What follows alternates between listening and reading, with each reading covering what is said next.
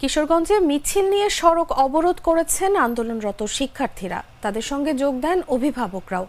ফলে সড়কে হাজারো মানুষের ঢল নামে। দুপুর 12টার দিকে শহরের গুরুদয়াল সরকারি কলেজের সামনে থেকে একটি বিশাল বিক্ষোভ মিছিল শুরু হয়।